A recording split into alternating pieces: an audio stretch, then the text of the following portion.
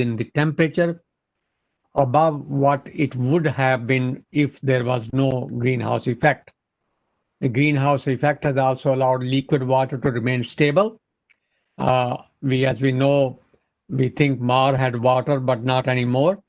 But because of our greenhouse effect, the biological activity and the water remain. And what is this greenhouse effect, as we call it greenhouse? So here is a picture, cartoon of a greenhouse. We have solar radiation, short wave, coming into the greenhouse, the wavelength of about 0.1 to 0.4 micrometer. And then the long wave radiation is emitted by the greenhouse and with a wavelength of about 5 to 15 micrometer. But the glass in the greenhouse has the ability to hold back some of that returning long wave radiation and return it back to the greenhouse. Therefore, greenhouse has a positive energy. More is coming in than is going out because of the glass in the greenhouse. Therefore, the temperature inside the greenhouse is warmer than the outside. And this process, what is happening in the greenhouse because of the glass, we call it greenhouse effect. And we call the same terminology what is happening in the atmosphere. So let's look at the atmosphere. Here you have a planet Earth, the blue. It is surrounded by the atmosphere green. We have a sun. So we have the same process here. The short wave radiation from the sun can penetrate the atmosphere and reach the Earth's surface. The long wave radiation from the Earth is going out. And because of the atmospheric chemistry, part of the radiation is returned back as it was happening in the greenhouse. And the reason the atmosphere is behaving like the glass did in the glass house is because of water vapor. And the formula of the water vapor I've given is HOH, which is H2O, carbon dioxide, OCO, N2O, NON, CH4. You see on the lower part of the C2H, C2H. And these are symmetric molecules. They have a bond. And as the long wave radiation hits this bond, the bond vibrate and they hold the energy back. So the greenhouse gases which behave like the glass did in the glass house, we call them greenhouse gases because they are symmetric molecule. Compare those with asymmetric molecules such as oxygen, OO, or nitrogen, NN. They are asymmetric molecules. They do not have these properties. So the greenhouse gases are the symmetric molecules, HOH, OOO, NON, CH4, and because of that, the atmosphere behaves the way it does. Then we like to compare that with the haze effect. Haze is something else. Now, haze does not have the ability to return back that long wave radiation. And therefore, it does not cause that. Only the atmospheric CO2 has that. Otherwise, the haze can cause a cooling effect. So the greenhouse effect is a very special characteristic of the asymmetric, the molecule which are transparent and they are symmetric in nature, which we just discussed. So let's now compare Earth planet, which before industrial revolution at a temperature of 15 degrees centigrade compared to minus 18. If there were no greenhouse gases, the composition 78.03% nitrogen, oxygen 20.9%, CO2 0.041% at the moment.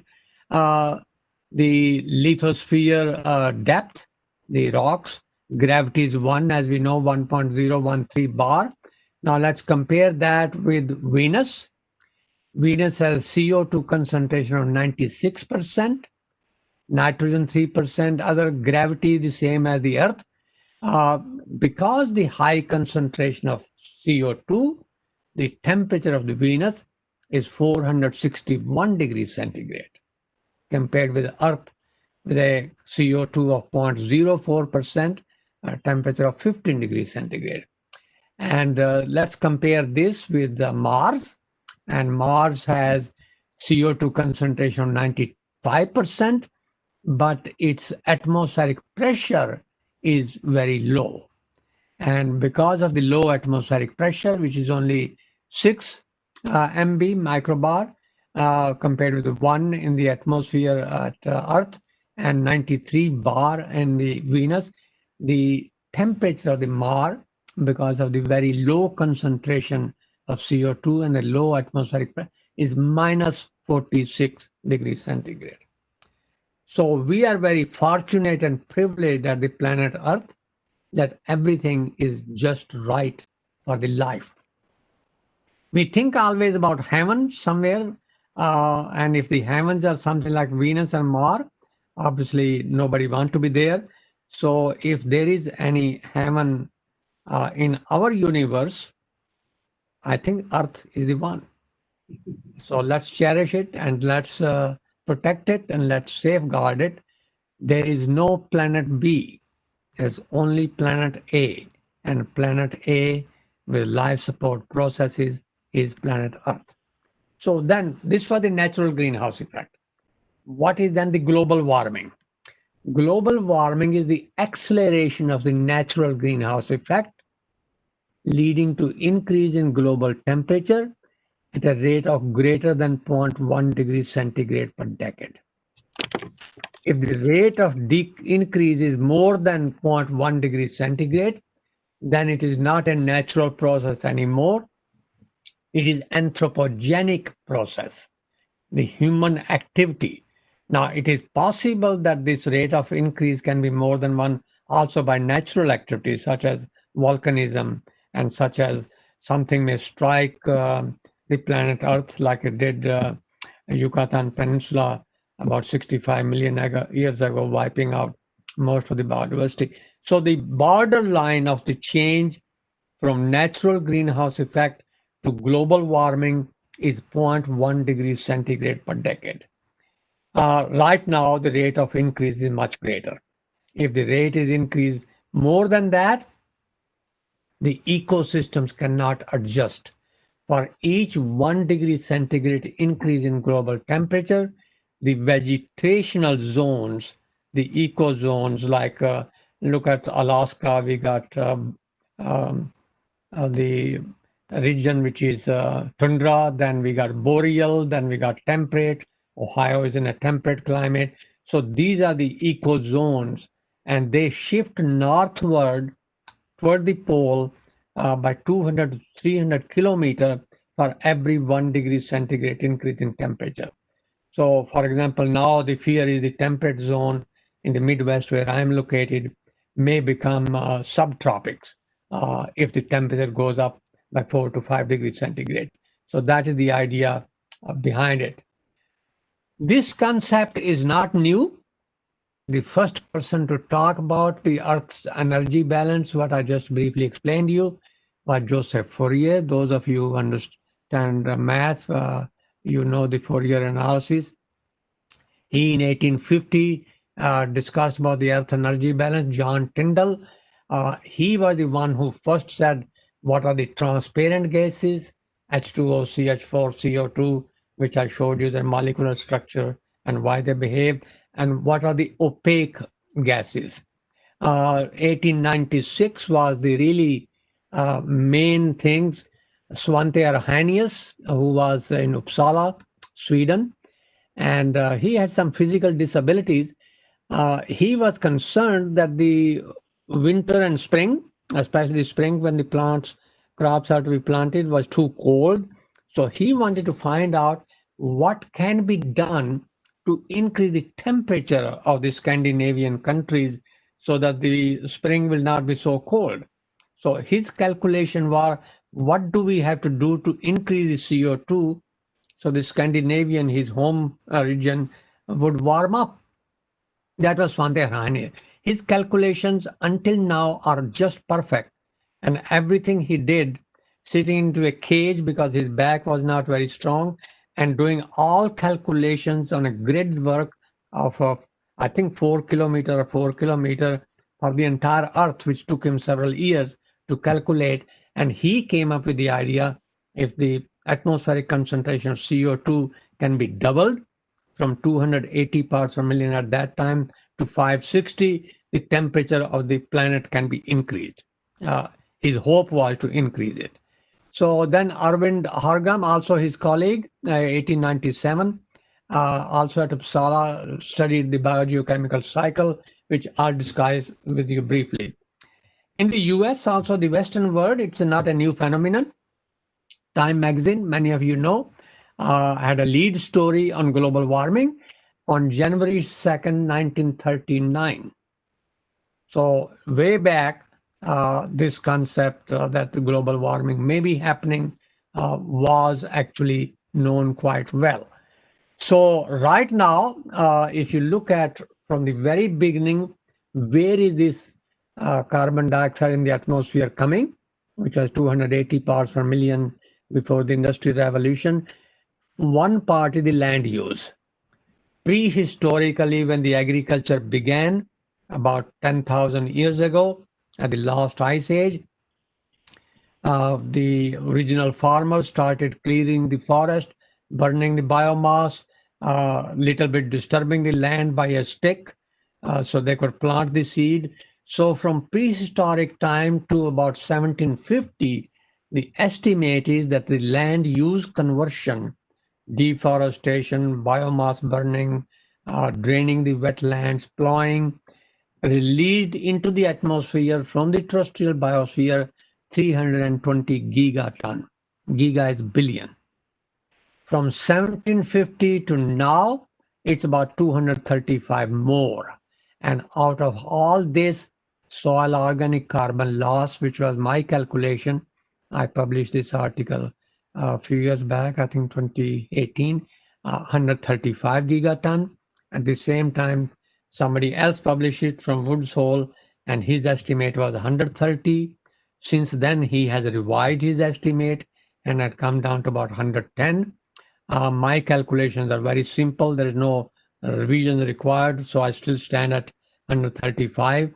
So the difference between 130 or 110 and 135 is not much, but there were some estimates before that soil may have lost as much as 500 gigaton, which probably may not be correct. But somewhere between 100 to 150 may be correct. Compare that with fossil fuel from 1750 to 2017, it's about 440. Until 2019 value is 440. So if you want to add up everything, 440 plus 235, that comes to 635.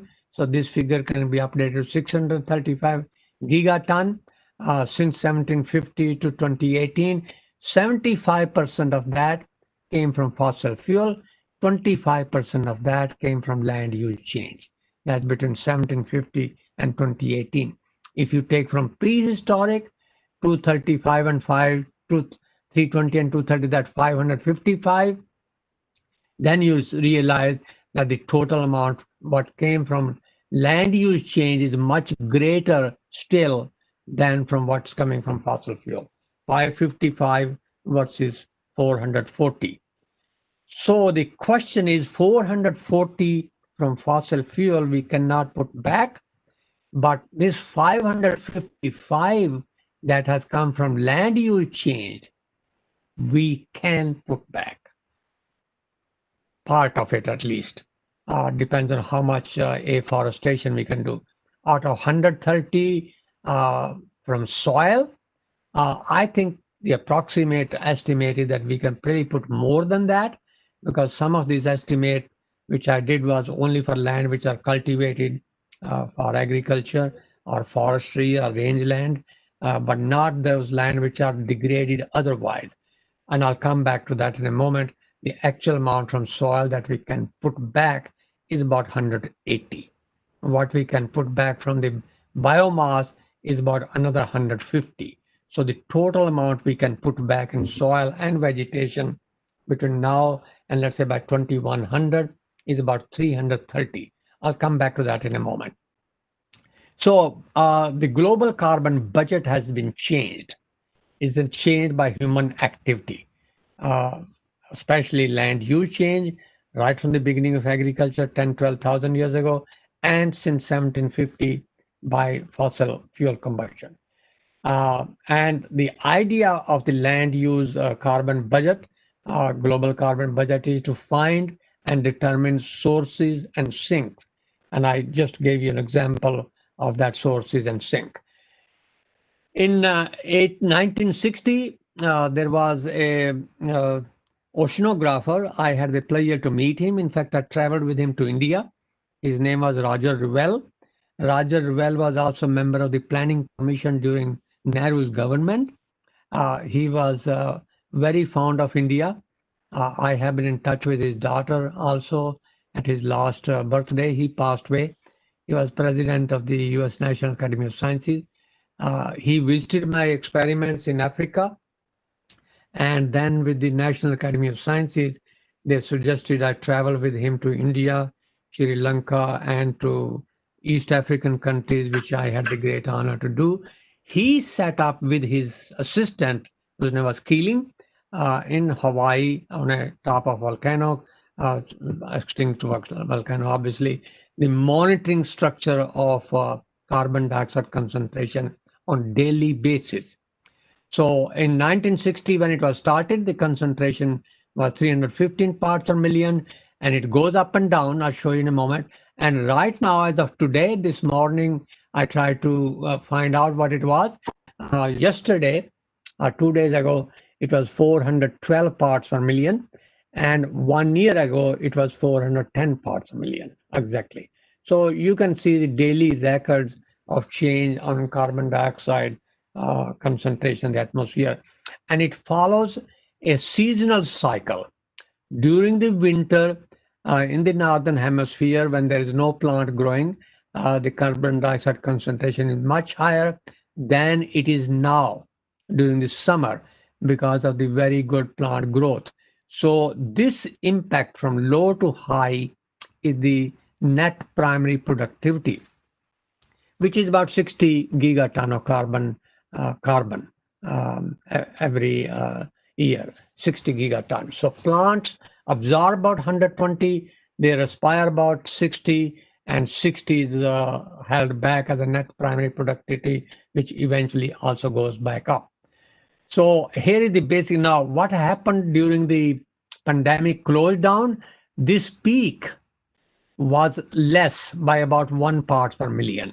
So it means even short-term close down of industry and 11 million cars in New Delhi not being on the street actually did have an impact on lowering it. But it has to be much higher than just a short period of closure. Uh, Finding non-fossil fuel energy that this impact can be reduced. World Meteorological Organization, based in Geneva, publishes bulletin every year in December. This is December 2019 data.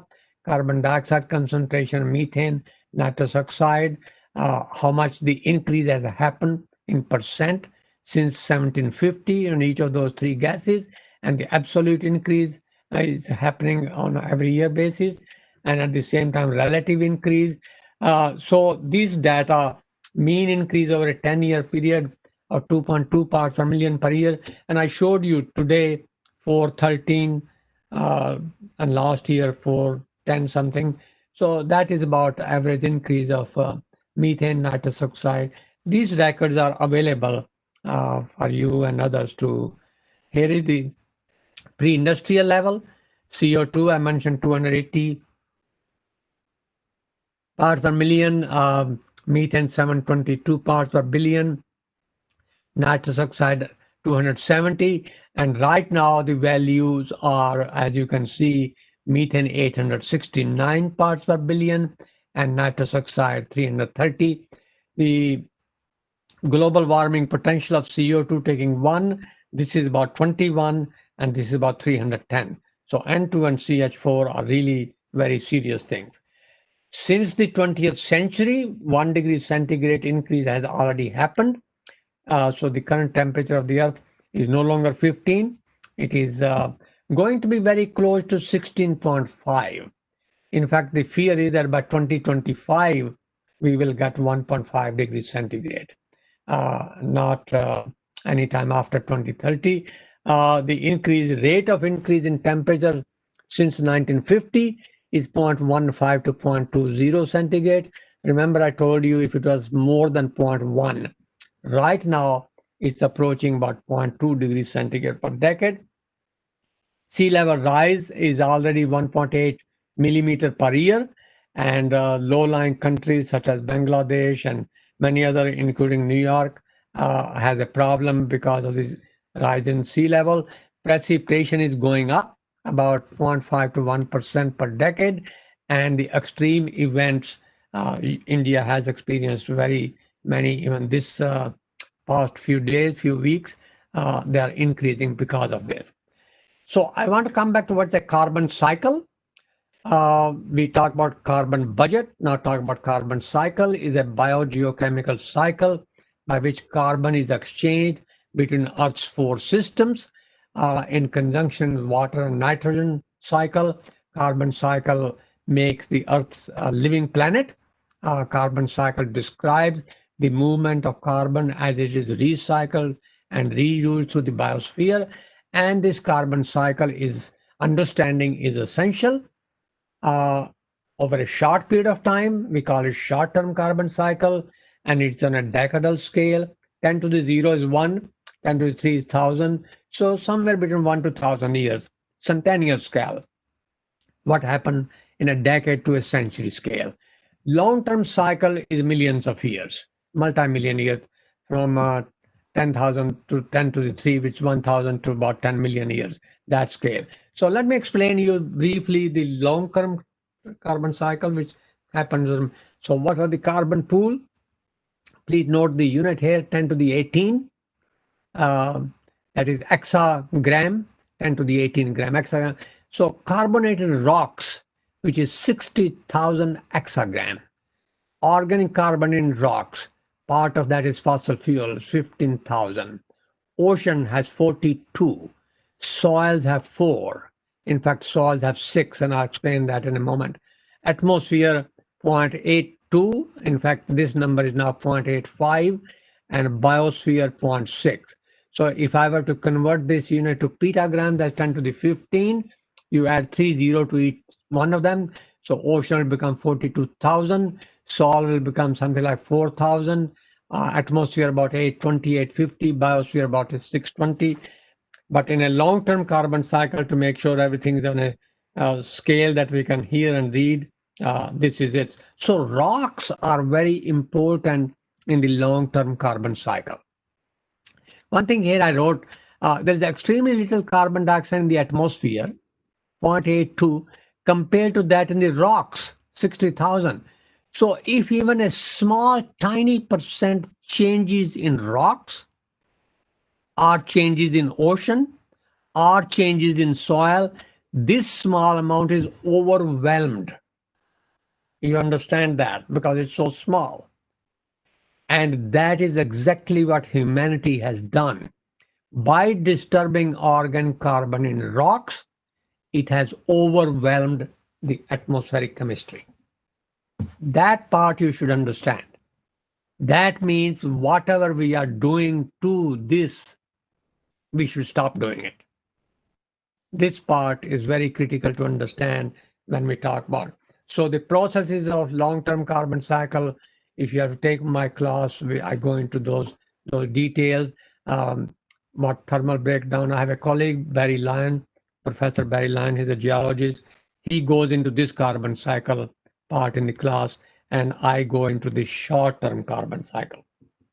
In the long-term carbon cycle, I mentioned rocks, the silicate, calcium silicate here, magnesium silicate, over thousands of years, millions of years, they combine with the rock CO2 and they form calcium carbonate and silicon.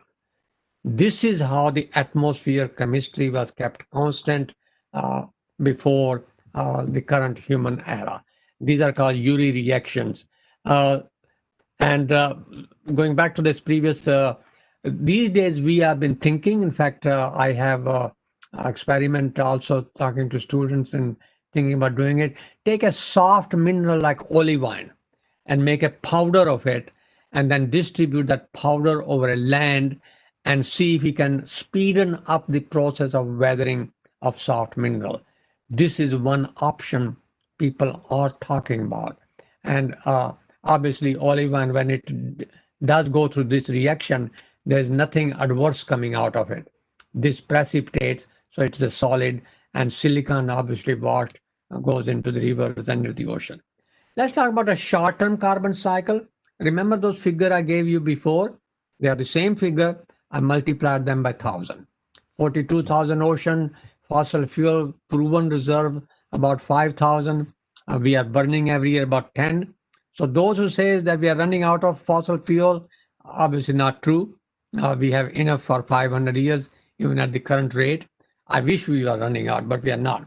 Soil to 2-meter depth, 4,000. Salt to 3-meter depth, 6,000.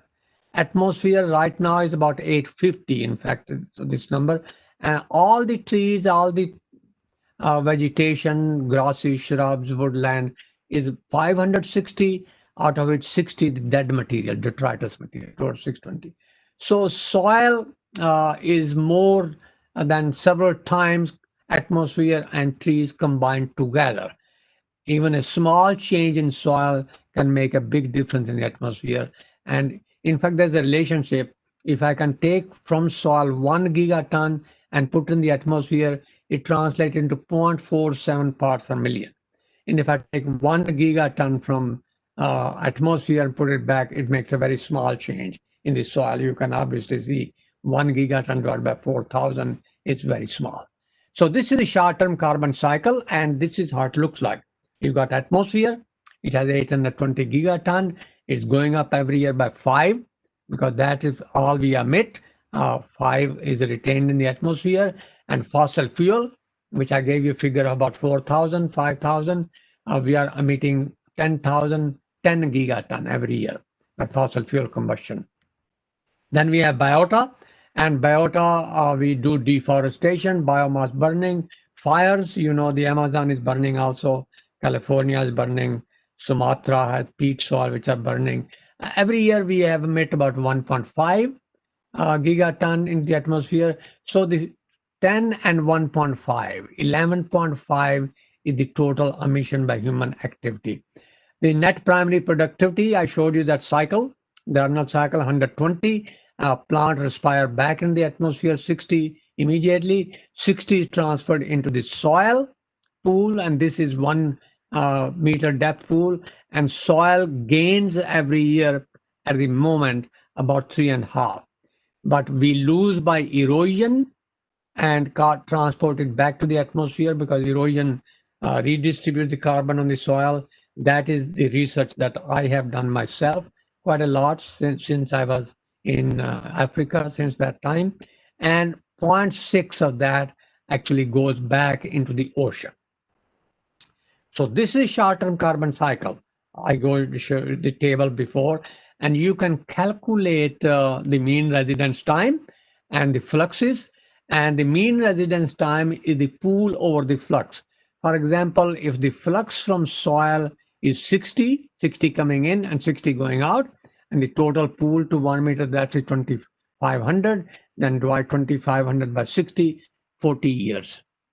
So you can calculate this on that basis. If you take 120 flux, it comes to about 25 years. So this is the research you can do at a farm level, at a district level, at a state level, at a country level.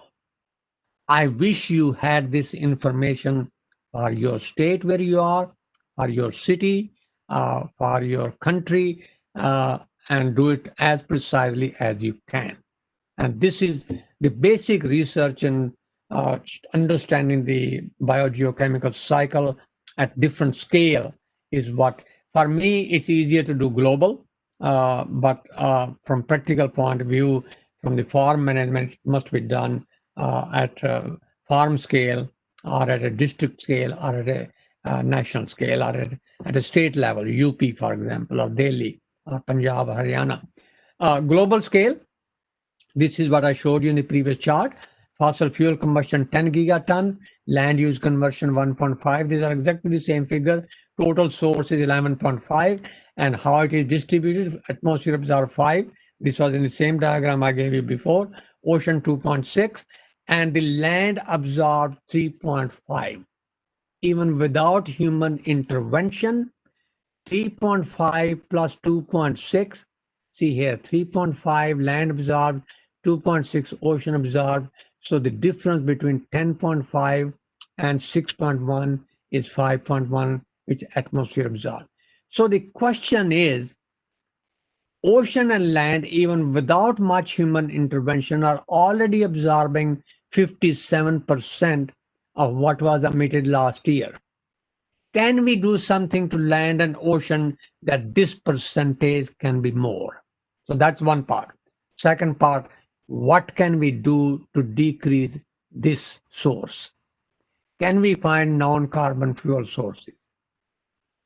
Solar, hydro, geo, bio, even nuclear, if you manage it properly and judiciously and humanly. The idea is this, which is keep on dumping into the atmosphere every year. Can we plug that somehow? And then in the meantime, as I explained to you, our land, how much we have lost from it, can we put more in the land what has already gone into the atmosphere? That's the thinking behind the Carbon Management and Sequestration Center when I started it 20 years ago. What are the short-term possibilities? We can do CO2 fertilization. We can manage climate change adaptation.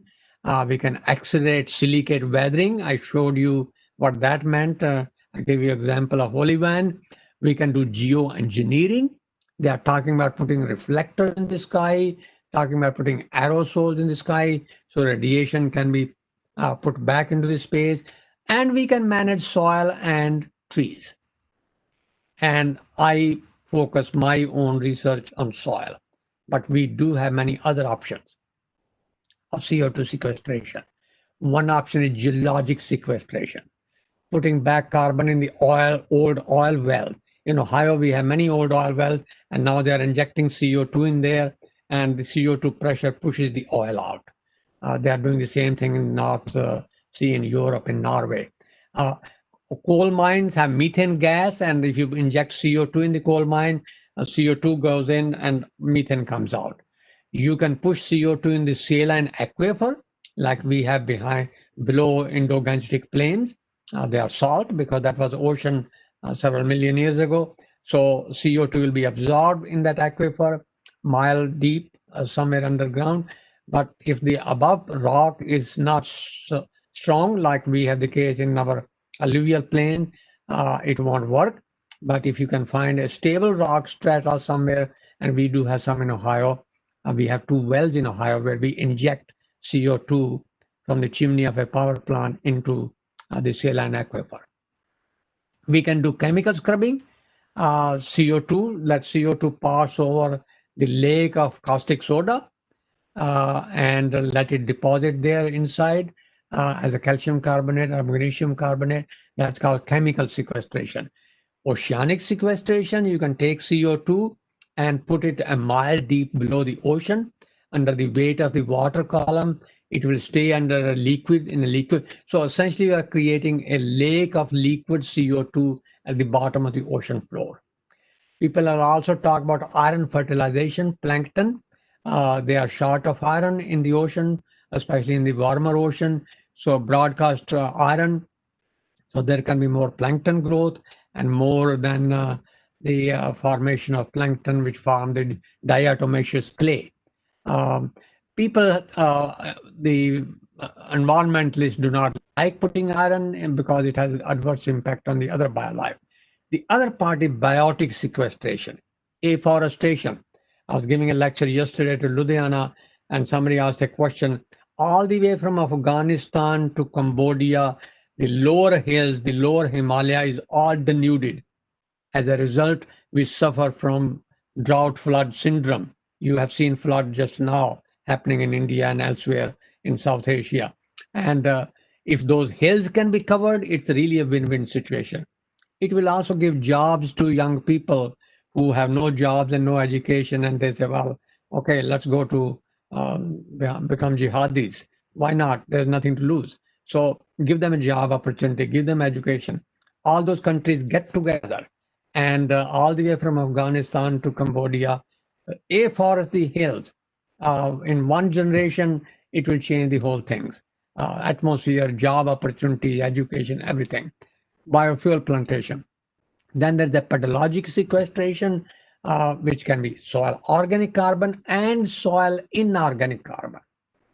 And inorganic carbon is what we call secondary carbonates. I have never talked to you guys before about the inorganic carbon in a dry climate, such as Delhi, Rajasthan, Haryana, Punjab, desert Sindh area. Inorganic carbon sequestration is very critical, leaching of bicarbonates with irrigation water. So if you are to establish a center, you should be thinking which of these components you should be focusing on. I focus on only these two, soil and trees. We do have at Ohio State other department that do geology with the help of others, and I collaborate with them. Geology has one syndrome. We were trying to develop a couple of wells in Ohio with the help of colleagues we call Battelle. They are the one who designed and patented Xerox machine. They are here in Columbus. And the problem was the community said, not in my backyard. That's called NIMBY syndrome. Nobody wanted to have a well of CO2 in their backyard because you don't know what may happen. It may leak out and nobody knows who breathed and did not wake up next morning. So what is soil organic carbon sequestration? The process of transferring CO2 from the atmosphere into the soil of a land unit plant. I put it underlined. That land unit is important. You don't want to borrow plants from somewhere else because that's a robbing Peter and pay Paul. So do the carbon budget for within a land unit, a farm. Everything stay within the farm so that the plant residue and the organic solids are recycled and stored and retained in the soil as soil organic matter, which, as I explained, you has a long mean residence time.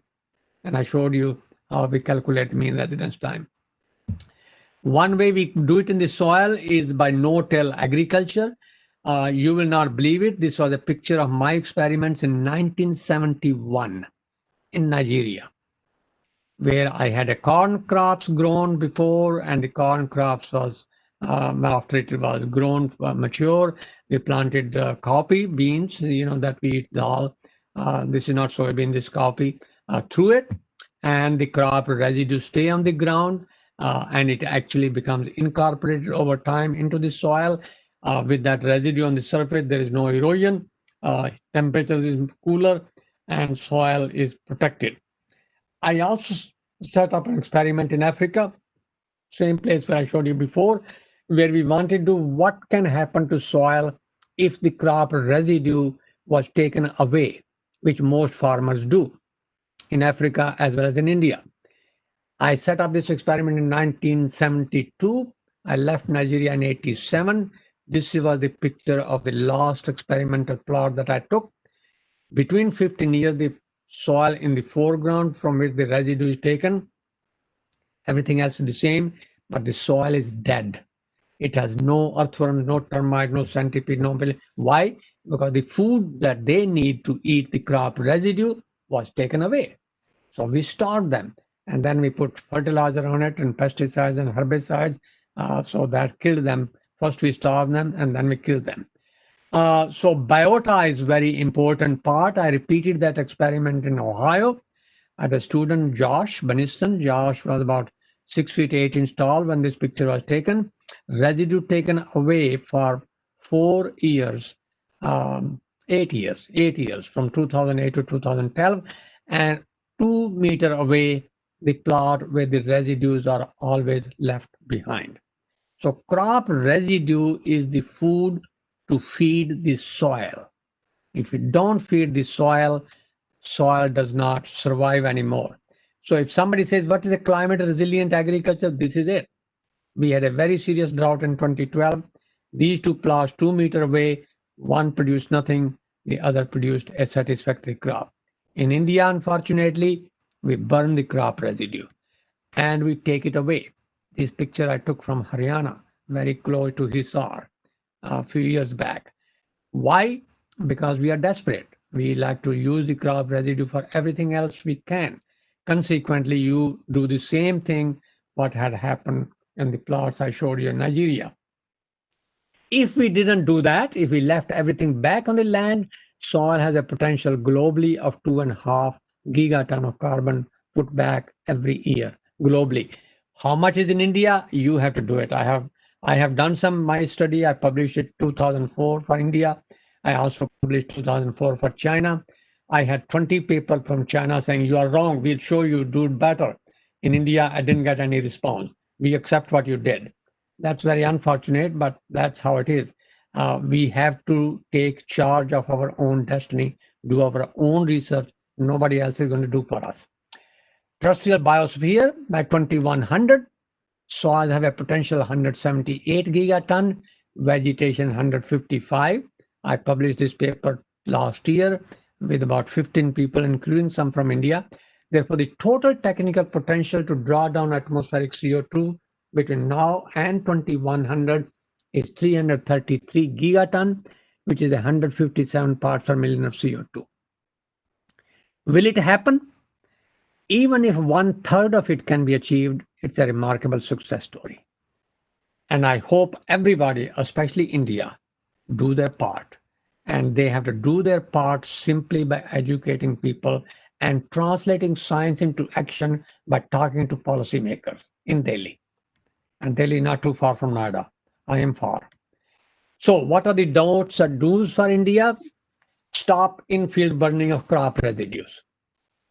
I apologize. I have another meeting at 9 o'clock, which is 7 minutes from now. So I'm going to come to close, but I do want to give you my message. Stop in-field burning of residue. What it takes to stop, only Delhi government knows. Stop flood-based irrigation. We developed that flood-based irrigation about 8,000 years ago. Indus Valley had it since about 5,000 BC. We are still doing it. Stop topsoil for brick making. Anytime I take a train from Delhi to Ludhiana or Amritsar, I count the chimneys of the brick making kilns. It's a shame. Something that took millions of years to make, we decapitate it in a day. Why can't we dig deeper into the same place in every district, in every village, find a place which is not proper, good for agriculture, and keep digging as deep as you want to go? Why do you have to remove the best soil from? It's like cutting the head off of the soil. Education is needed. I've seen pictures of broadcasting fertilizer in standing water. Consequently, the use efficiency of nitrogen is only 25%. We must stop that. Plowing and puddling is not necessary. Yes, we will get less yield by 10%, but you save a lot of water.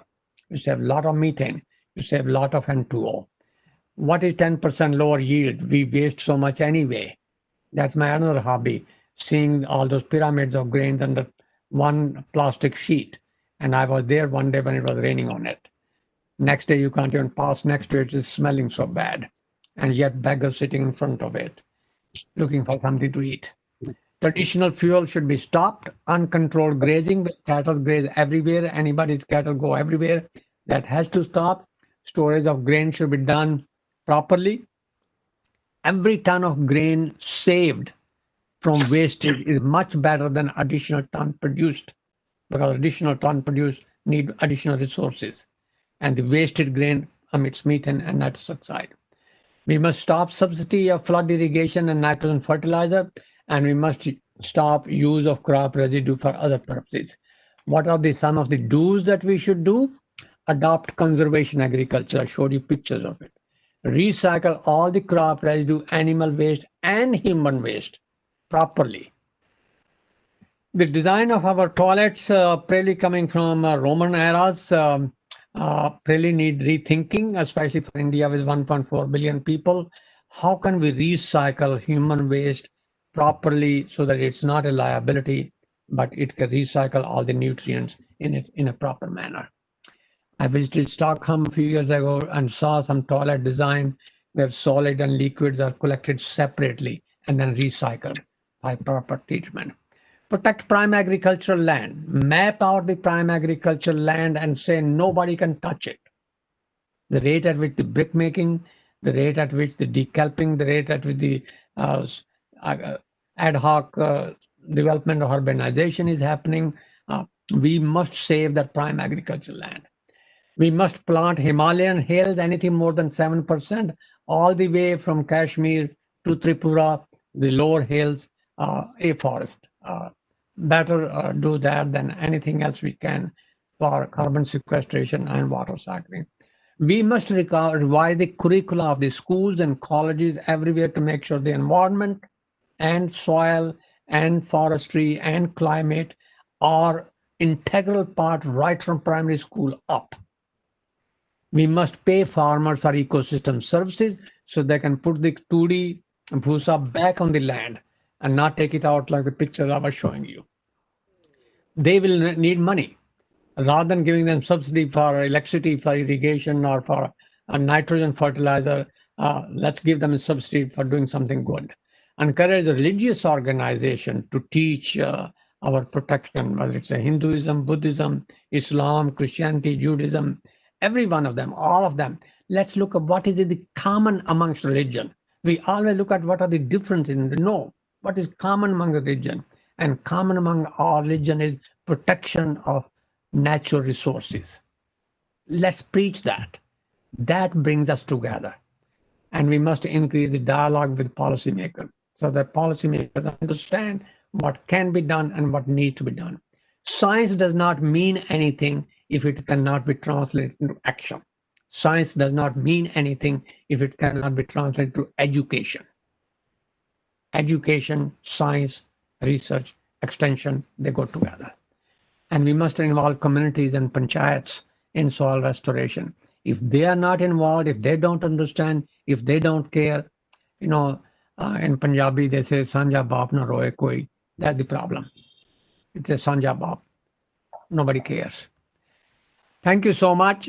I apologize. I rushed. I know. But I also want you to know how much I care about land and soil and environment, and it is something that we really have to do. Thank you, Professor Rattan Lal ji. You spoke from your heart. It's not only from mind and lips, you spoke from your heart. And do's and don'ts are very important. And now we are also joined by Dr. Ashok Chauhan, the founder president. He was very keen to listen to you from the beginning. He has been listening. And in spite of his busy schedule, the founder president has joined us. No, his passion is agriculture, food security.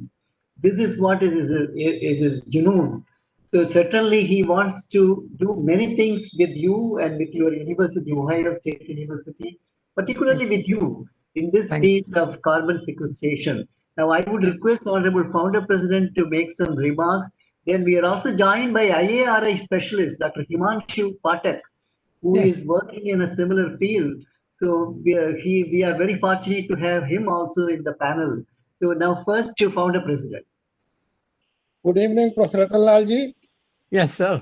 I think you have to go. Good evening, sir. I listened part of your lecture because 3 webinars were going on, but I'm very impressed. I see when I read about you, listen you, I see that I am standing before a diamond mine. And somebody takes Dr. Chauhan, mine act as much diamond as you can. They are big diamonds, they are small diamonds. So you are a diamond mine for soil and climate, for soil carbon sequestration, impact on the climate change, and today's topic also, the last was managing soil health and sustainable food and agriculture. So I would say, I will not say I'm confused, but I am still not clear how I can take maximum benefit. Yesterday till 4 a.m., I was reading your biodata, your research papers, how many PhD scholars, more than 60. And I was going to call you at 2 a.m., and I saw what time it is. It was about 4 p.m. in Columbus. So I have read a lot, and I think my people today have changed the program because of me. I told I want it. Your time should be so constructive, outcome based, and result oriented. And today, what we have heard on 10th July, what we heard, I will do a very deep consultation with my people, and then we will write to you what have we understood, what should we do. I will just briefly interrupt you to answer that. I did take up the 5 questions that Dr. Kaushik sent me about cooperation, having 2 PhD student co-supervisor and some visiting scholar coming to us. So I have passed that on to our Vice Provost of International Affairs, and Right, that is when I already had a request from MT for cooperation at the university level, right, and it was, I understand, turned down. They told me that. So I told them, no, this cooperation is strictly between me and you, between right, me and MT, and not our university. As you know, it has 3,500 professors. right, It has a lot of colleges, 65,000 students. right, So it's too big, 18 colleges. So it's too big. So I told them, no, it is just a cooperation between me, Carbon Center, and Amity. So they have given me a form to fill, right, and I'm going to complete that form and put those 5 points that Dr. Kaushik wrote me on it. I right, plan to submit them through my director to the provost early right, next week.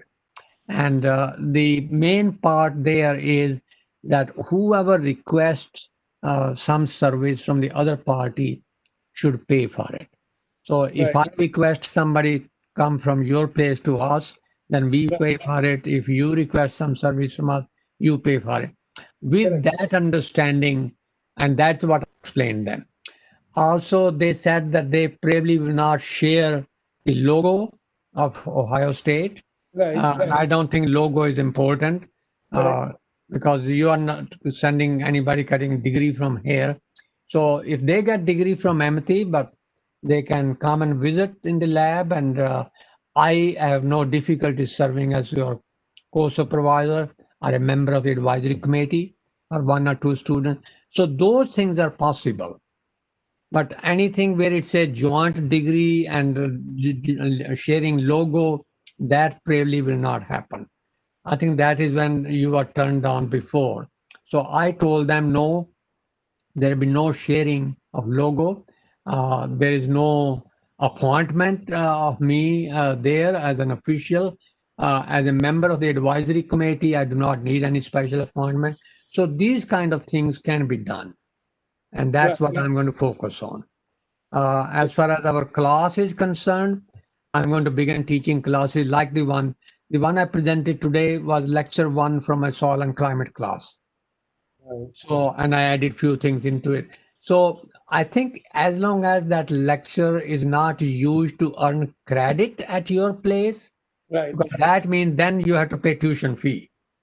right, But if it is only people attending it, like a seminar, uh, that I think these are the kind of detail.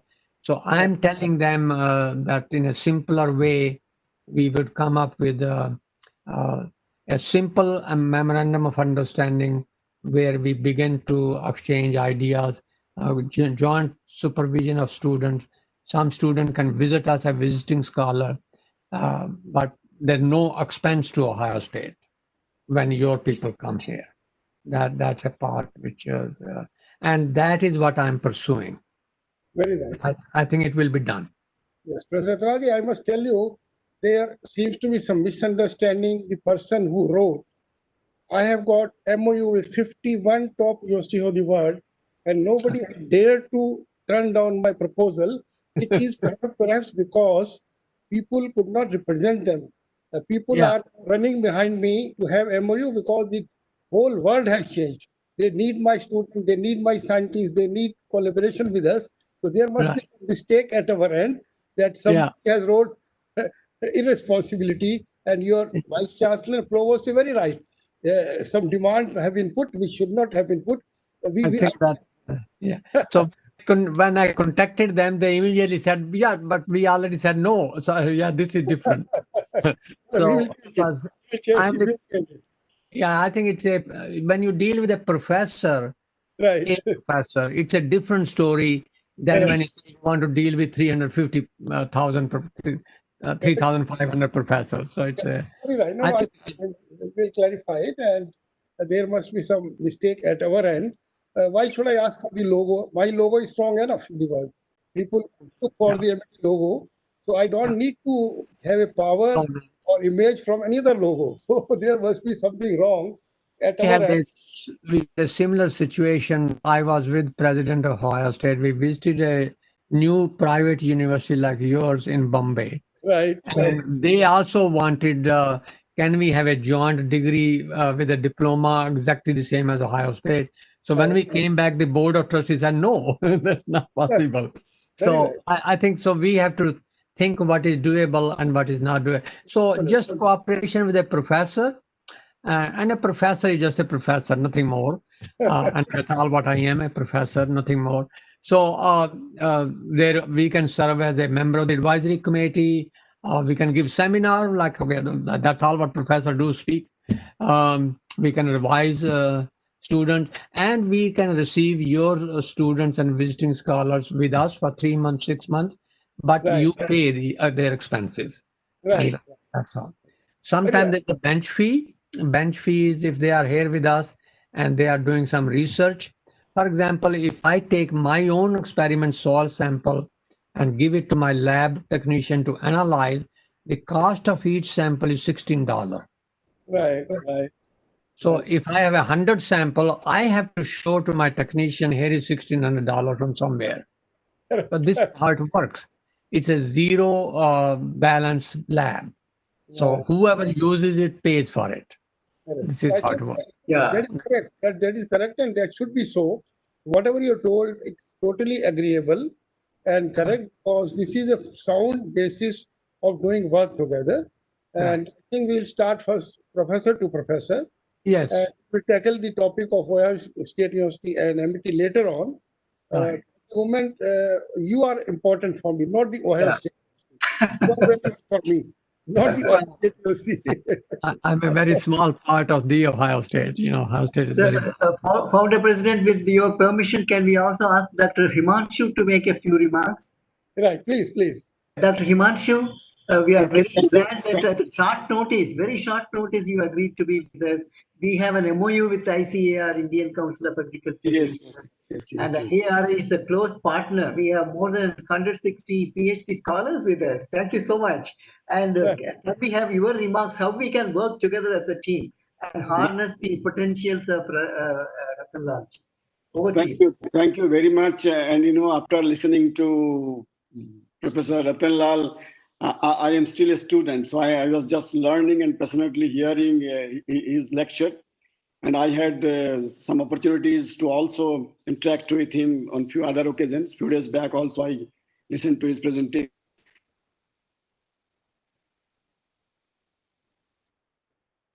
I made particularly soil carbon in the details of those, but just because many of your students are also might be here, few data from Indian context I would like to present.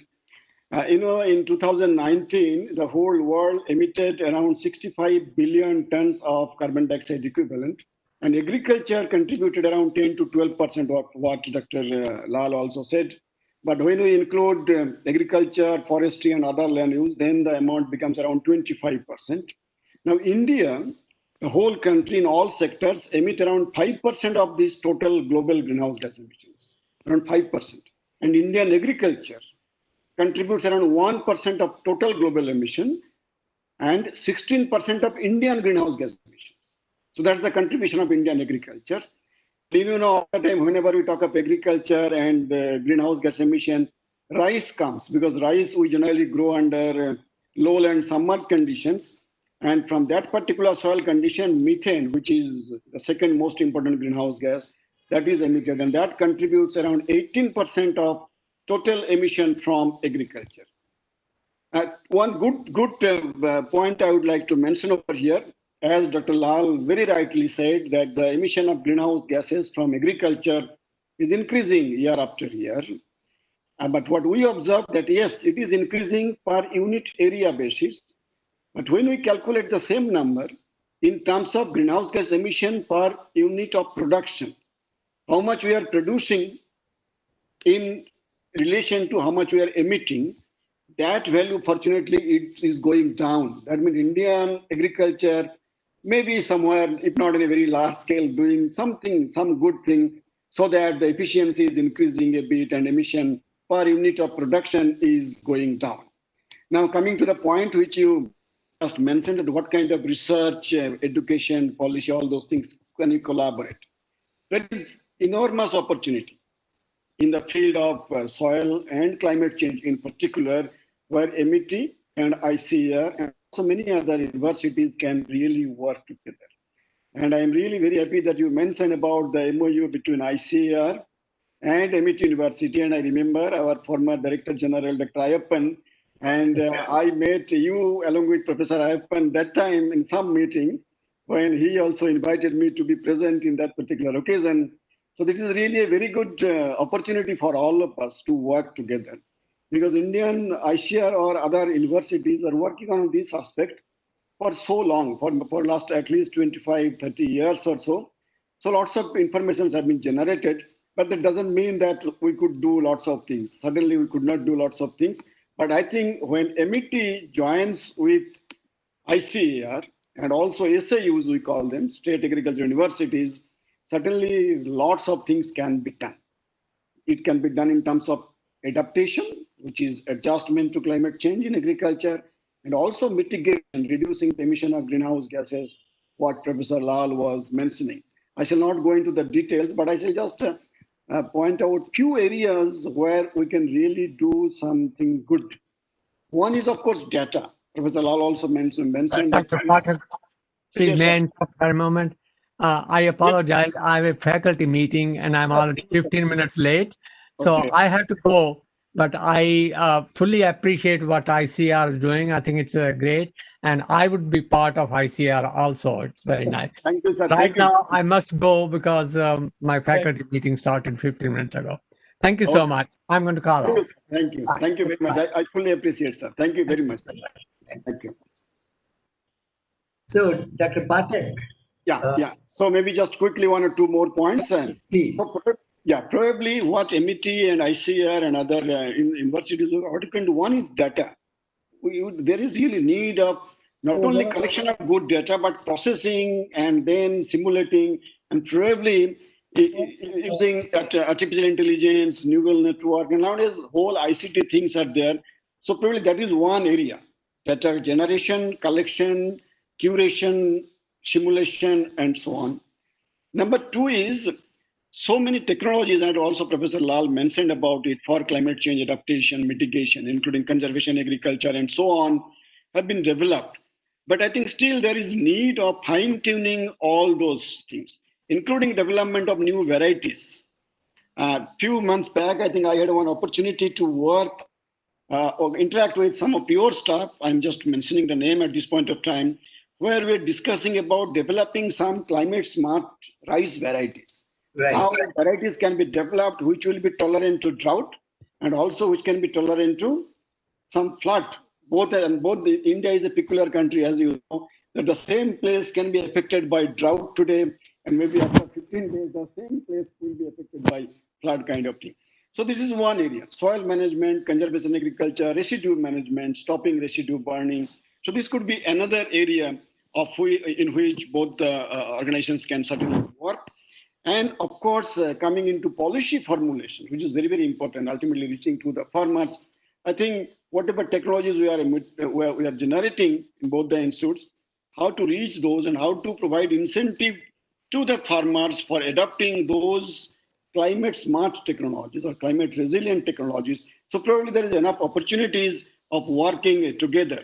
Of course, now it is COVID time, and probably people are thinking that COVID is the only problem. Of course, it is one most important problem at this point of time. But certainly climate change is also waiting. It is not that climate change has gone. It is still waiting. And then as soon as we will come to normality, again, climate change is already showing its adverse impacts. It is going to show us further. So let us hope to collaborate and then come out with some of these climate smart, climate resilient technologies which will be helping this country. Thank you very much for giving me this opportunity. Thank you very much, sir. Thank you, Dr. Himanshi Patek. And I still remember our association when we went to sign the MOU as well as visit to your IARI. And also thanks for all your cooperation so far. Number of collaborations have started under this MOU. And we have more than 160 PhD scholars from ICAR candidates, and Right. also a lot of collaborative projects with co-investigators, principal investigators, both Right. from MIT as well as from IARI and as well as ICAR has started. We want to Right. expand, deepen this relationship, and in this particular field of CO2 sequestration by the soil, Yes. which is not being talked much in the country. So Yeah. would you like to throw some light that can we launch a mega mission? Because we have a number of scientists working in agriculture, environmental science, climate change, global warming. We have institutes in MIT working in these areas. So how do we, because in India, I have not heard much discussion, much work about the soil, the CO2 sequestration as the soil, by the soil as one of the methods for mitigating the climate change. So what do you think about this launching a mega mission on this? Yeah. I think this is very, very important. Of course, you are partly right that much has not been done in soil carbon sequestration, but some efforts have already been made, and I shall just briefly tell you what it is. But before that, let me tell you that one perception is there, and perception is also sometimes right. What people feel that in a country like ours, where it is tropical country, temperature is very high temperature tropical country, building of soil carbon is a difficult proposition. Because of high temperature, it decomposes, and the organic carbon is broken down to carbon dioxide, which goes to the atmosphere. And this is primarily the reason that much of the carbon which was there in soil, the moment we started plowing it, started our intensive agriculture in last 50, 60, 70 years, lots of carbon has been lost from the soil, gone into the atmosphere. Now, bringing back what Professor Lal was also mentioning, bringing back the atmospheric carbon dioxide into soil for a longer period of time, not for 1 year or 2 years, because that is not sequestration. Sequestration is always a long-term process, because ultimately climate change is also a long-term phenomenon. It is not 1 year, 2 years phenomenon that we call weather. So weather and climate, these two are different. These two are different processes. So until unless a long-term thing cannot be done, climatically it is not going to be benefited. But enriching soil with carbon is always benefited. Even if it's for 1 year, crop is going to be benefited out of it. Soil health is going to be improved. Soil quality is going to be improved. So few things can be done. One, as we know about conservation agriculture, residue retention on the surface, minimum tillage or zero tillage, and also rotation with cereals and legumes and so on. Organic farming, not only for cereals, but also for other crops, including horticulture, agroforestry, and some of those things. So these are the areas. So probably what we can do is we can identify, depending upon the location, that where we are planning to start, maybe 2 or 3 locations. And for that particular location, we can certainly come out with that for this particular zone, these are the technologies which will help in building soil organic carbon. And once we can identify those, we can certainly roll out those things, include policymakers, farmers, and so on. So really a big project, mega project can be initiated. Including the microbial technology, Sure, lot of very important. the Very important. aerophytes as well as mycorrhiza and Yes, yes. cyanobacteria, everything together, we can Right. launch a mission. I think One more thing, as I know that in MIT there are a few very good biotechnologists and microbiologists. Another area of research is, as I was talking about methane emission from rice. And methane, one molecule of methane is 21 times more dangerous as a greenhouse gas compared to one molecule of carbon dioxide. yes. So now that methane, while emitting, can be converted into carbon dioxide in the root zone of rice by using some microbes we call them methanotrophs. By doing that, we will be solving the problem of climate change by 21 times. So that is another basic studies. This is just one example I am giving you, which Right. and certainly we can try, and that is helping not only in GHG mitigation but also climate change mitigation. I think we will have separate discussion with Sure, ICAR, sure, how do we sure. launch this. Dr. Himanshu, we also have four people, young faculties we have assembled. Right. Just reflect on 1 minute each, so I would like you to hear them. Right, And also Dr. Nutan Kaushik will ultimately reflect on how right, we propose to take forward this consortium, Professor right, Rattan Lal, ICAR, right, Amity, and other the stalwarts in the field who are interested in the carbon sequestration, carbon dioxide sequestration by the soil, and right. what we can do in India in a very focused, concerted mission mode. Sure. What we can do, Dr. Newton will give that remark. May I now have Professor G.K. Aseri from AUR and also Dr. Vinod Singh Gaud from AUR. Work in the area, in this particular field. Can you just take 1 minute, Dr. Aseri from Amity University, Rajasthan, and then followed by Dr. Vinod Singh Gaud from Amity University, Rajasthan. Are you there? Can we have Dr. Aseri?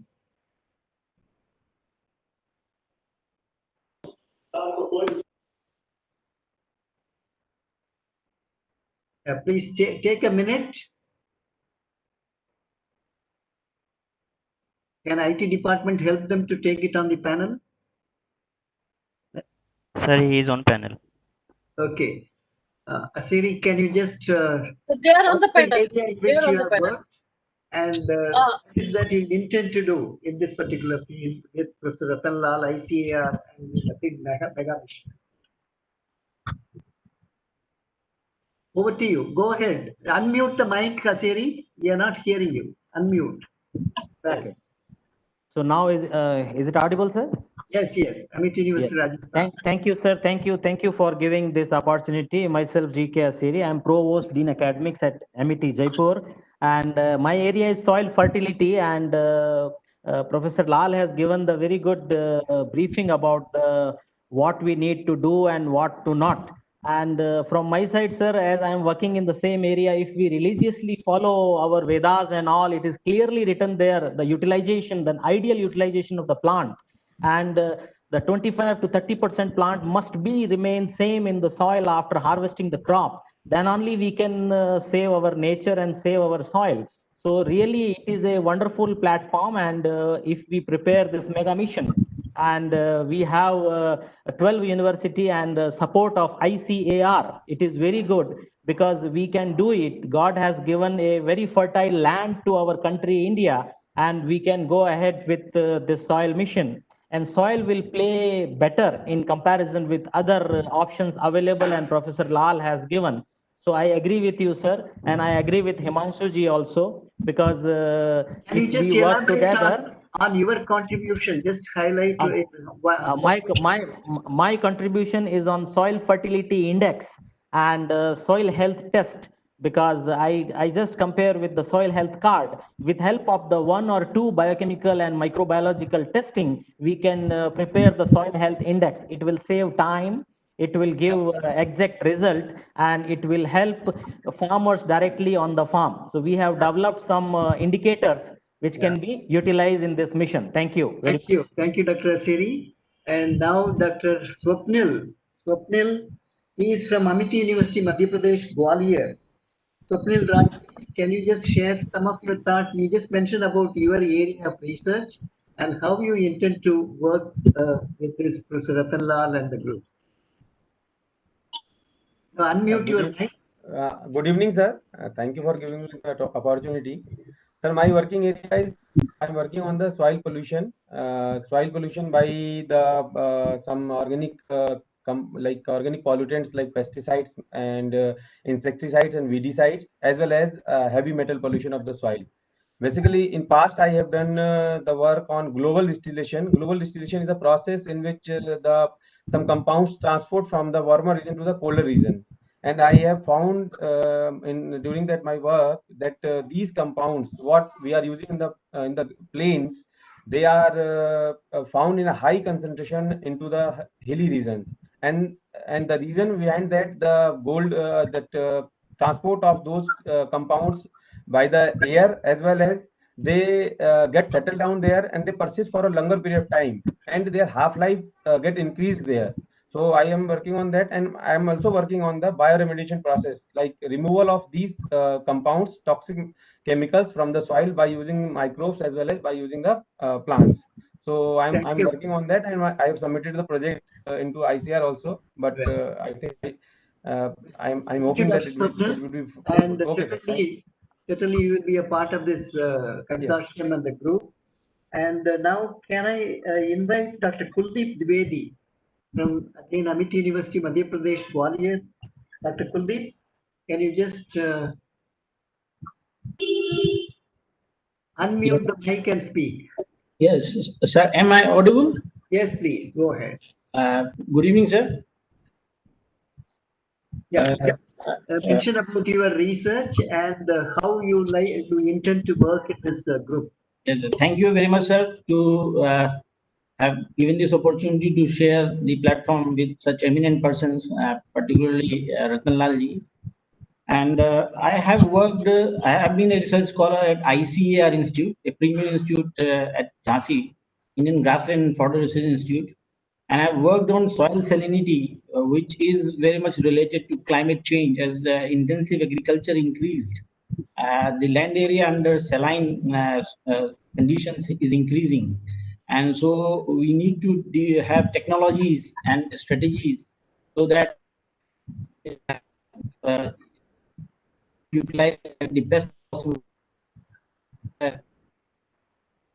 different technology available possible way.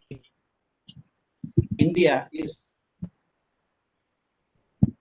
plant genotypes and crop genotypes which are resistant to such abiotic stresses, and then utilize them so that the productivity level is enhanced. And I definitely would like to work in a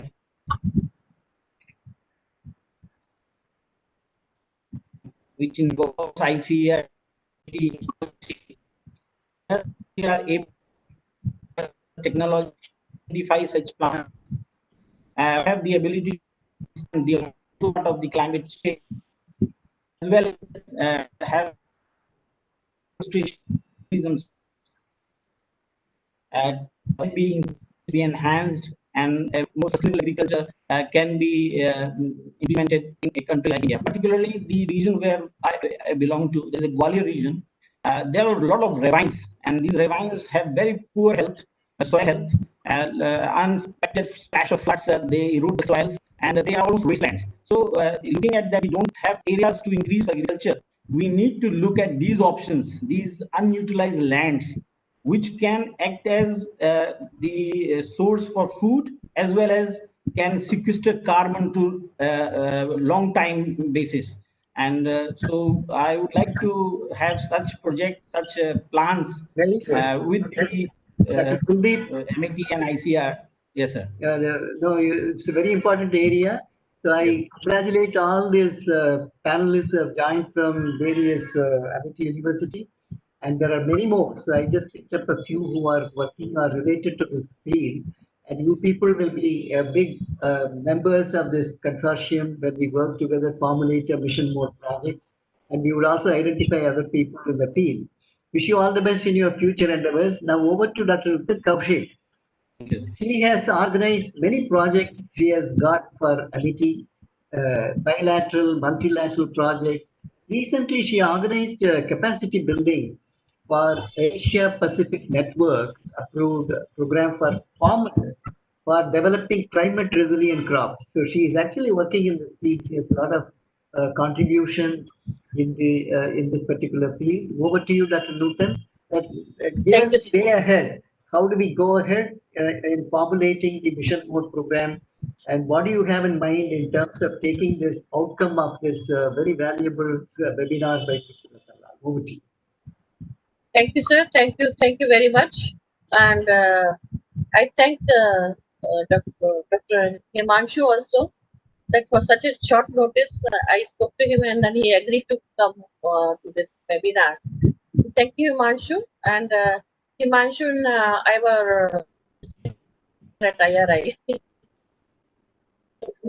We have we have been knowing each other for a long period of time. So, and then So, Himanshu, you have rightly mentioned that there's a lot of scope for doing this networking together with MIT and ICR institutions, including state agriculture universities. So, I think the one thing which we do immediately is the putting up the things which we can do. We can organize a brainstorming session with the scientists of this MIT and the ICR institutions, and then put together like what is the common things which we can do together, and then that's how we can organize. We can chalk out the programs, and then we can see where we can start working through the PhD students and all that. That can happen immediately, joint PhDs and all that. But then we can later on formalize by submitting a joint proposal wherever there's an opportunity, because proposal submission opportunities also doesn't come, are not available, easily available. So we need to seek that, and wherever there's a possibility, we can submit a proposal. So the areas has already been some has already been flagged by Dr. Vanshu, and some has been shown by our some scientists which have come from Rajasthan, Gwalior, and also from Chhattisgarh. So these are the scientists which are already working, and I'm sure there must be many more which are working in these areas. Like people are working in microbes, like endophytes. People are working on small microbes, soil microbiota, and then microbiome. This microbiome, which is contributing significantly in this soil carbon sequestration also. So that is another angle which can be added over here, which Dr. Silva sir also mentioned about it.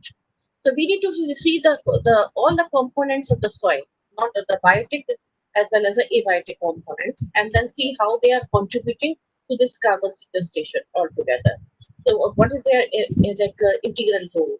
So that way we can see, and then we can identify the partners, and then we can work out the network project that way. So let's start the network in the formal network, and then we can formalize it through some proposal and projects later. I think I would suggest to Dr. Newton, if you can formulate a framework of cooperation in this area in terms of the research, because it should be very focused. And then we will discuss with ICAR, take their views, what they would like to do together. Then we would send it to Dr. Rattan Lal, his role in this particular project, and also He would connect be, with Dr. Rattan Lal can Punjab act as an University. advisor for this network. Dr. Right. Rattan Lal can be an advisor under whose guidance we can formulate the new frontier areas of research, not the routine ones, but something new which we can do. Some Punjab University, such university we will select also, state universities also, and then we will formulate. So Dr. Himanshu, just last one sentence, having heard all this, now your thoughts that the way ahead. I think what Nutan summarized, I think this is the excellent one. So let us go ahead with that one. And of course, as we start working on this particular aspect, certainly new ideas will come. And it's going to be a very, very productive and very, very useful project. And of course, we'll be able to help soil carbon sequestration and climate change. I really look forward for this. Thank you very much. Thank you.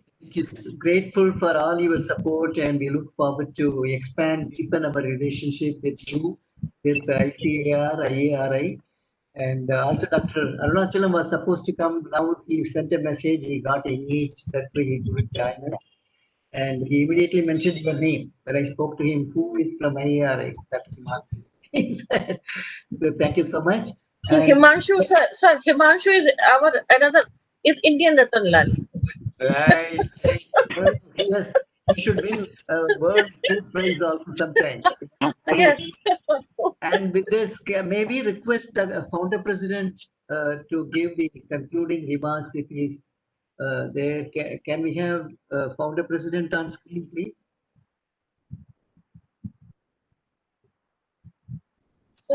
is there? No, I think he might have got other engagements. So if not, I thank all the viewers. Yeah. That's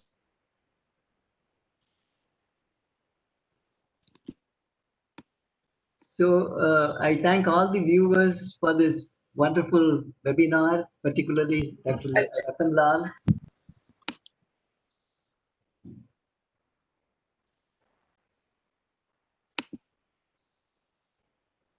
So my brilliant faculties and research scholars, see, there is an ample opportunity. Now roll to your sleeves.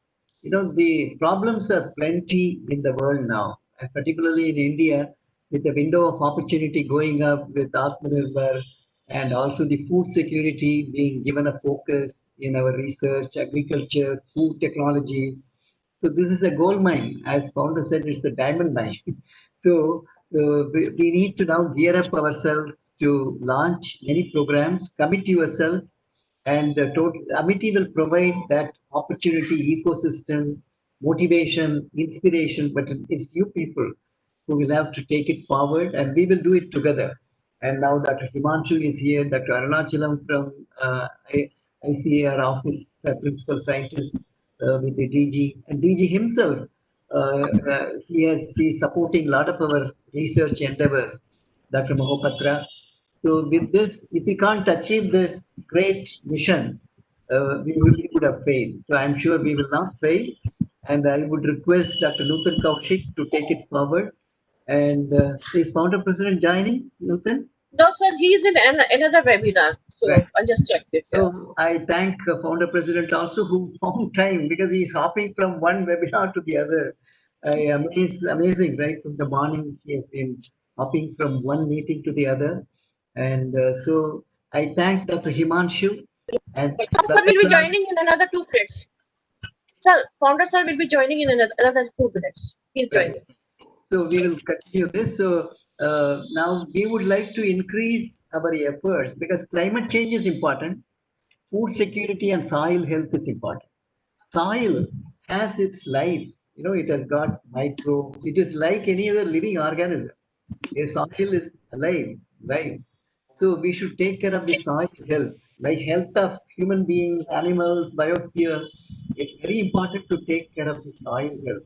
If we have to take care of humanity, it's very important to take care of the soil health. That is where this all this research what we are discussing about, even CO2 sequestration, carbon cycle, these are all very, very vital where we must focus our research.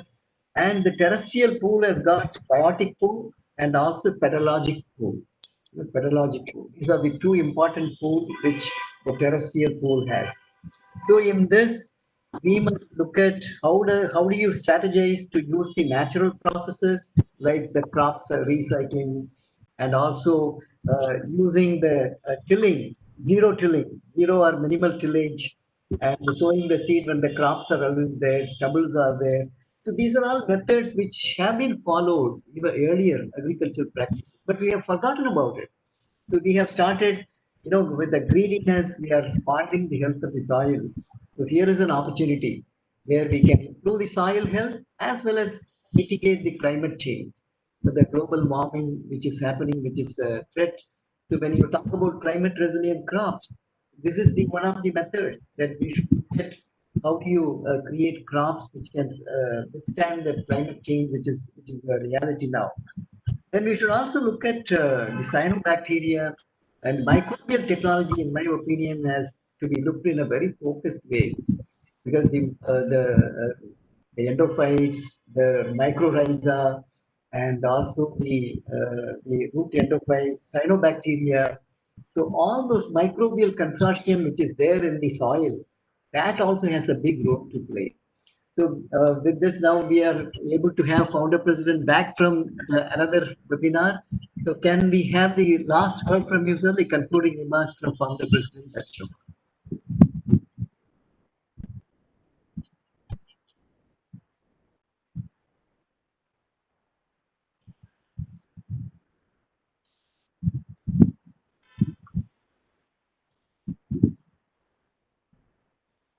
Can we have the founder president, please, on the screen?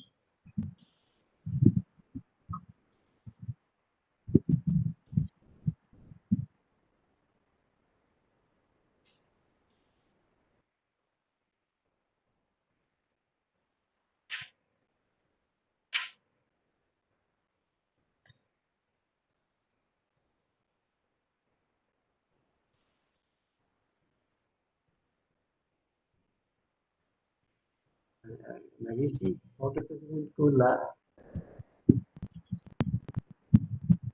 Concluding remarks. Sorry. The last word is done. Over to you. I came out of the other webinar.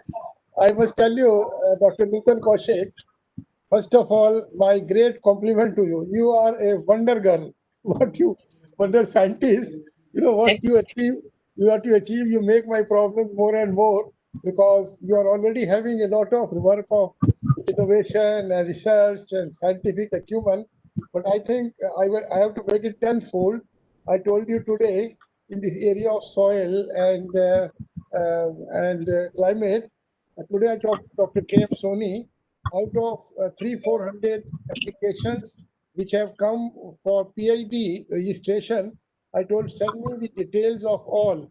I want to convince 2 persons out of these, those who want to do PhD in other subjects, that the soil and climate is the best area for research. Because I cannot wait now not to register 2 PhD scholars with you, and I think we'll very soon, from this session onwards, give you PhD scholars. I think this topic, Dr. Murthy ji, is so important.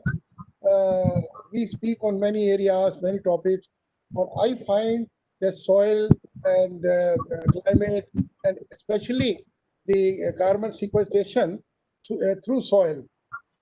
Not many people even know it, how to do it. And I think Nutanji, with the help of Rajiv Sharma ji and Dr. Sunamurthy and other scientists, we should make a crusade in this area. So I would suggest that before we start shooting, we should fix our aim.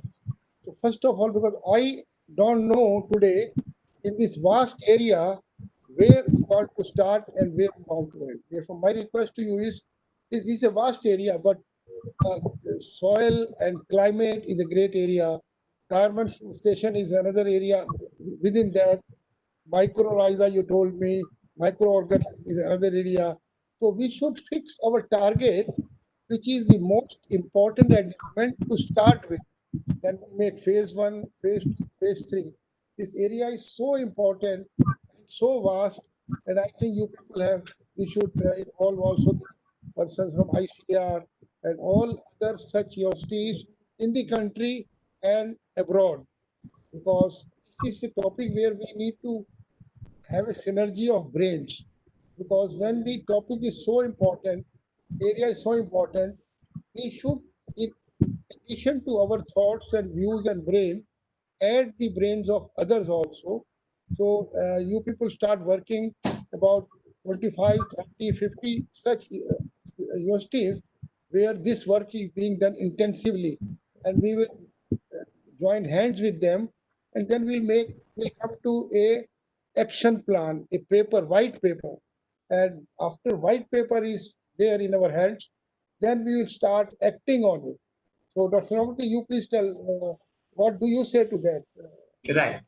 I think we should take stock of what the country is doing now. What is the strength, inherent strength available today? Who are all working? There may be islands of excellence in different parts, in different university, 1%, 2%. Now, Right. how the network and what they are doing. So we will prepare a document, a national document, including Amity, who are all working in this field. So first we will start with Amity, then go to the national level. So we will know the strength. From here, where do we have to go? We'll put a target and also a goal. And how do we go? How do we go? What should we do? Prioritization, as you rightly said, whether it is the natural processes or engineering technologies or chemical technologies, or it is microbial technology. So we will prioritize where the focus should be in phase 1, phase 2, phase 3. Then, based on which we'll formulate the mega mission, a national mission, go to DGICAR with this mission, with the document, make a presentation to him that this is what we want to do for the country. This will take care of soil health as well as climate change mitigation. So we will give him the importance. And I think if we do this way, sir, then as rightly said, we'll prepare first that white paper, that which will indicate what is our strength, weakness, opportunity, threat, SWOT analysis. And this document will bring, and we will also look at the approaches. What is the approach? Not one way is blocked, what is the other way? So we will put out the critical path we need to travel to achieve that goal. We will set the goal also, whether we want to mitigate the climate change by this level, and also we want to increase the soil health to this level. So we will fix targets and make the trajectory critical. Is Dr. Madhusudan attending it from Trivandrum? Dr. Madhusudan from Trivandrum? Dr. Madhusudan, you should also have a contact with him for climate change, because he is expert in it. And which is very much the soil and climate change was today's topic also. So we should also involve the people, those who are involved in global warming, climate change, and all these areas, and then make a white paper. Dr. Nutan Kaushik, I tell you, it is so important. Yes. And it is for the nation. And secondly, the topic is so complex. Other people will get lost. And our strength will be we find the right ways with your worthiness and contacts and knowledge and your zone and obsession. I have seen that your obsession on this area, that is, you call Professor Rattan Lal very soon again. Yesterday till 4 a.m., I have read all his papers which you gave me, that paper of this sequestration of carbon. And this is the area where we should become people do the normal things. Who thinks of this deep-rooted visionary thought? Tell me. You all have been at big organizations, and there's no time for them. And one officer is there for 5 years, 10 years, then they go. But we have to live and die with it. And we will make routes and paths and ways that the whole world will adopt. So first thing is that white paper, and in 2-3 days you send me the way for white paper. How this national education policy, it has come such best policy, and they were working for a long time on it, and it came like a paper which has no flaw. That's why I want such white paper, Nutanji, on this area. You tell me, Nutanji, what do you think? Feel free, no hesitation. Tell me your idea. Nice, sir. So, sir, this is a good. You have rightly suggested that we should come up with a white paper first, and then so we will do that, sir, at involving all the people. We do that, certainly. And for white paper, you make a list of about 11 persons. Those are share, those are knowledge, and we'll also have meetings with them. Dr. Sivamurthy is very competent to extract the brain of all. So he extract their brain, and out of that, a real white paper will come, and then we will start shooting. Yes, I'll give you as much help you want, personnel, financial, because I see a great future here. Right. Thank you. Thank you very much, sir. And now I thank all the panelists and also particularly Dr. Himanshu Pathak, who has joined us, and Professor Rattan Lal ji had to go for a meeting at this meeting. Still, he gave 15 minutes more than what was originally planned.